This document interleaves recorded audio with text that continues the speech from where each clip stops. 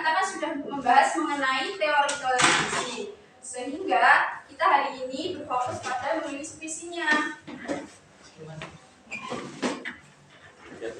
Mas Bakti sama Mas Dias, kenapa ya? Makan. Oh, habis makan ya. Oke, lanjutkan ya. Jadi hari ini kita fokus pada menulis puisi. Sebelum kita melanjutkan materi pada pagi hari ini, marilah kita berdoa bersama-sama terlebih dahulu. Berdoa mulai. Doa dicukupkan. Nah, teori yang kemarin kita bahas mengenai puisi itu kan sudah kalian catat. Nah, di sini Ibu akan melihat kalian memahami teori puisi itu atau tidak dengan Ibu memberikan pertanyaan-pertanyaan seputar teks puisi. Untuk yang pertama, nanti yang tahu tunjuk tangan ya. Iya, Bu. Teks puisi itu apa? Ya, Mbak Najwa, silahkan. Puisi itu karya sastra yang mengungkapkan perasaan dengan bahasa yang indah. Ya, betul. Jadi, teks puisi itu merupakan karya sastra yang mengungkapkan suatu gagasan, pengalaman, ataupun perasaan kita, sehingga kita membuat suatu kata-kata dengan bahasa yang indah. Dalam teks puisi ini, itu ada 3 aspek yang menguatkan untuk membangkitkan perasaan pembaca. Yang pertama yaitu majas, yang kedua yaitu rima, dan yang ketiga yaitu imaji. Untuk rima sendiri, itu apakah ada yang ingat rima itu apa? Saya, Bu. Oh iya, Mbak Yunita. Rima adalah persamaan bunyi pada akhir baris atau bait dalam puisi. Ya, betul. Dalam rima itu sendiri, itu merupakan persamaan bunyi di akhir baris. Jadi seperti pantun ya. Pantun itu kan ada AB-AB. Puisi juga ada AB-AB. Tapi untuk puisi yang modern itu mengutamakan estetika dan makna dalam puisinya, bukan rimanya. Kemudian selanjutnya mengenai imaji. Ada yang tahu imaji itu apa? Saya, Bu. Oh iya, Mbak Faza, silahkan. Imaji adalah gambaran yang membuat pembaca seolah-olah bisa melihat, mendengar, atau merasakan sesuatu. Betul, imaji itu merupakan suatu gambaran sehingga pembaca dapat melihat, merasakan, dan membayangkan suatu dalam puisi itu. Contohnya, puisinya matahari terbit di ufuk timur. Itu merupakan representasi dari panca indera kita penglihatan, bahwa kita melihat bahwa matahari itu terbit dari timur. Kemudian yang terakhir yaitu majas. Majas itu kan bahasa kiasan ya. Ada yang tahu majas itu ada berapa? Ada 4. Ya, ada 4. Ada majas personifikasi, majas metafora, ada majas hiperbola, dan juga majas simile. Kemudian majas personifikasi dan majas metafora itu apa? Ada yang tahu?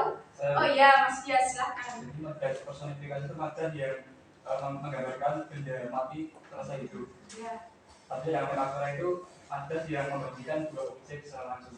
Betul. Contoh dari majas personifikasi sendiri itu angin berbisik di telinga. Itu kan angin kan benda mati ya. Kok bisa angin itu berbisik gitu? Jadi kan menggambarkan seolah-olah angin benda mati itu menjadi hidup. Kemudian yang majas metafora itu membandingkan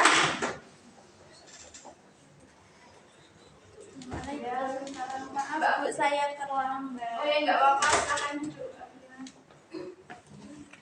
Kita lanjutkan bahwa majas metafora itu membandingkan suatu tanpa kata banding atau secara langsung. Contohnya mulutmu adalah harimaumu. Nah, jadi itu membandingkan secara langsung antara mulut dan harimau. Kemudian yang ketiga, majas simile dan majas hiperbola. Ada yang tahu majas simile dan hiperbola? Oh iya, silakan Mas Bakti. Majas simile adalah majas yang membandingkan sesuatu dengan kata banding. Ya. Majas hiperbola adalah majas yang mengungkapkan sesuatu dengan lebih-lebihkan. Betul sekali ya. Majas inilah itu membandingkan dengan kata banding. Contoh dari kata banding itu seperti, bagaikan, dan laksana. Jadi contohnya, aku menangis seperti hujan deras. Itu kan kata-kata seperti menjadi gambaran bahwa ia menangis itu mengibaratkan seperti hujan yang deras gitu. Kemudian yang terakhir hiperbola, sama seperti contoh yang single tadi,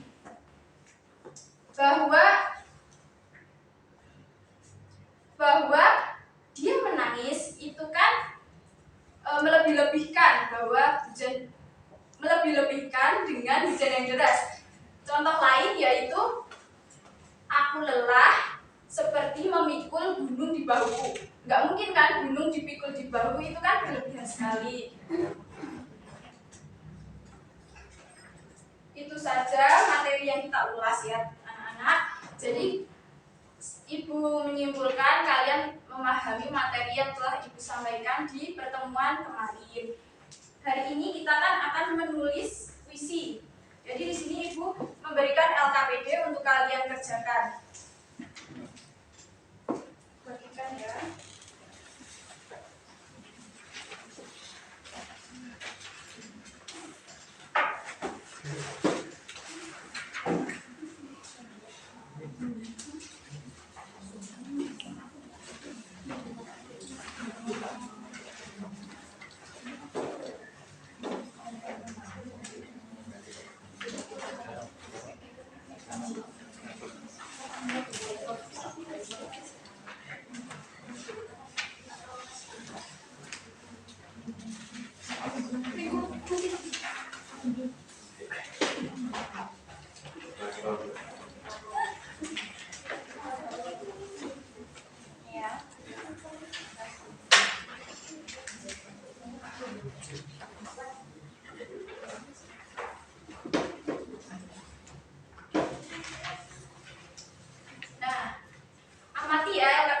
Dalam LKPD itu ada aktivitas yang pertama yaitu mengidentifikasi puisi.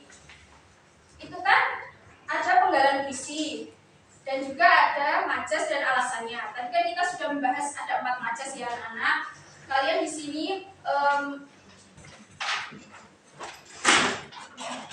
baca penggalan puisi. Ibu mau terlambat. Oh, tidak apa-apa, silakan dulu. Membaca penggalan puisi, kemudian menentukan majas mana yang sesuai dengan puisi tersebut serta alasannya. Untuk yang aktivitas kedua itu mencipta puisi melalui emoticon. Di sini kan ada emoji yang Ibu berikan ya. Ini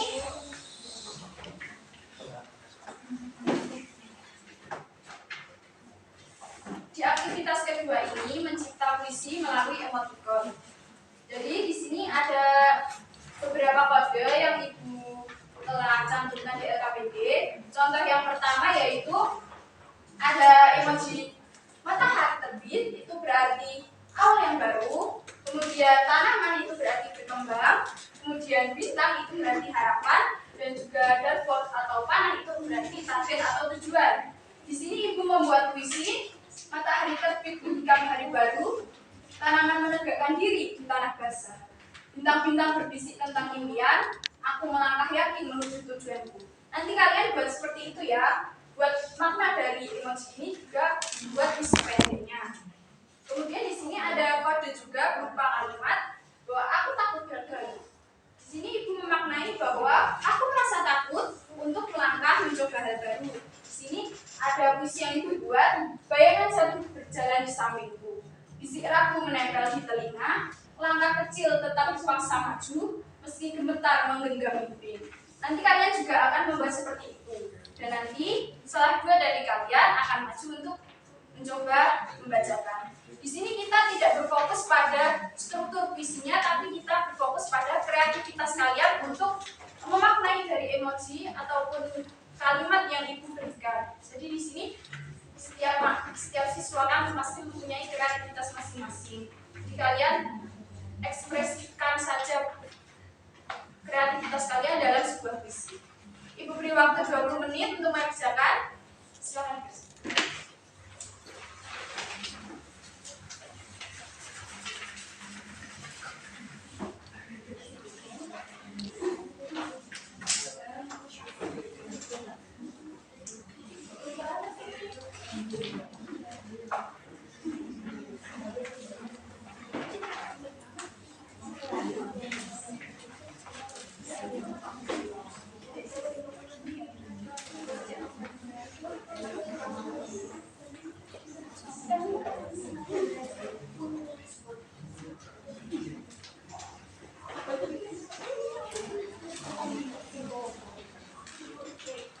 Sudah selesai anak-anak semua?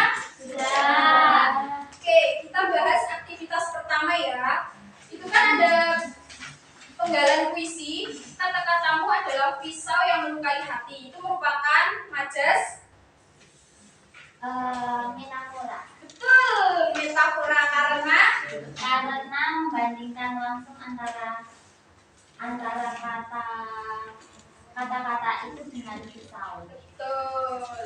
Kemudian yang ketiga yaitu amarahnya meledak seperti petir di siang bolong. Ini merupakan majas similer. Ya, karena ada kata-kata seperti ya. Ya. Kemudian yang terakhir, lelahku seberat gunung yang dipikul sendiri. Ini merupakan hiperbola karena berlebihan. Ya. Kemudian aktivitas kedua, siapa yang mau maju? Ya, silakan maju.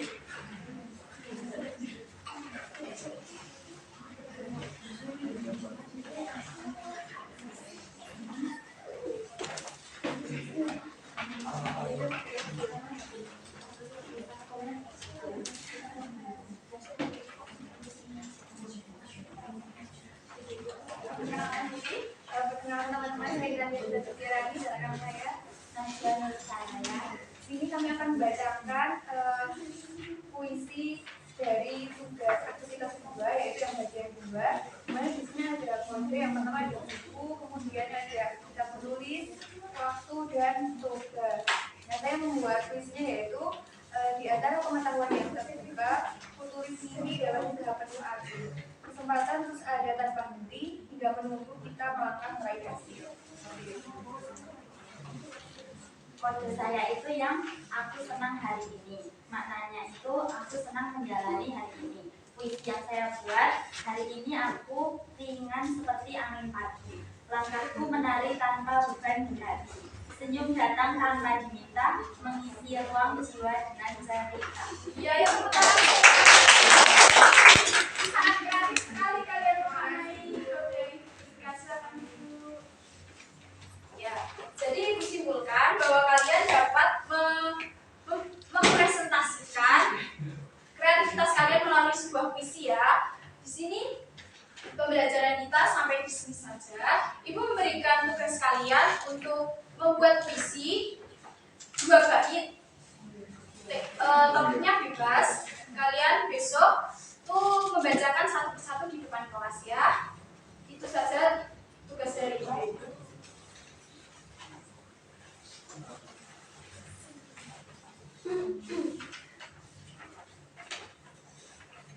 Mari menulis bukan hanya dengan kata, tapi juga dengan kreativitas. Sekian pembelajaran dari Ibu, kurang dan lebihnya maaf. Wassalamualaikum warahmatullahi wabarakatuh. Waalaikumsalam warahmatullahi wabarakatuh.